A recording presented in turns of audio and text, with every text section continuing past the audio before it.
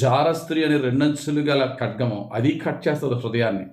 అది హృదయానికి దేనికని కట్ చేస్తుందంటే హృదయాన్ని గాయపరచడానికి, కుటుంబాలని నిర్మూలన చేసేయడానికి, పరువుని గౌరవాన్ని నిలువెత్తున తగలేసేయడానికి, జీవితకాలం అంతా విపరీతమైనటువంటి దుఃఖంతో, వేదనతో, బాధతో కృంగజేయడానికి హృదయాన్ని కొల్లబొడిసేస్తుంది జారస్త్రీ. జారస్త్రీ గురించి ఇంట్రడ్యూస్ చేస్తే ఏమన్నాడు? మాటలు తేనెలా ఉంటాయి. మాటలు మాత్రం చాలా చక్కగా ఉంటాయి, తేనెలా ఉంటాయి, నూనెలాగా నునుపుగా ఉంటాయి. స్టార్టింగ్ మంచి కంపారిజన్ ఇచ్చాడు, ఎండింగ్ వచ్చేటప్పటికి ఏంటి? ముసిని పడినంత చేదు, జీవితాన్ని చేదు చేస్తుంది. చివరికి ఏం చేస్తుంది? రెండంచులు గల ఖడ్గంలా జీవితాన్ని నాశనం చేస్తుంది.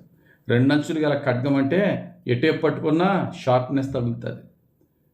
జారస్త్రీ మంచిదేనండి ఆమె, కాకపోతే ఈ విధమైనటువంటి రాంగ్ వే ఆఫ్ లైఫ్ ఉంది. కానీ మంచిదేనండి అంటే 99 సుగుణాలు ఉన్న ఒక్కటి ఈ జారస్త్రీకి ఉన్న స్వభావం ఉంటే ఆ ఒక్కటే మనల్ని సర్వనాశనం చేస్తుంది. కనుక నువ్వు ఏ ఏరియాలోకి వెళ్ళి టచ్ చేసినా అది నిన్ను నిలువెత్తున కట్ చేస్తుంది, నిలువెత్తున నీ జీవితాన్ని నాశనం చేస్తుంది. జాగ్రత్త.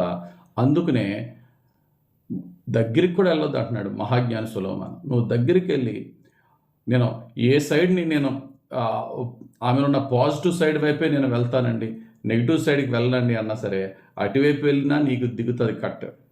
ఇది దేవుని వాక్యం మనల్ని హెచ్చరిస్తున్నది.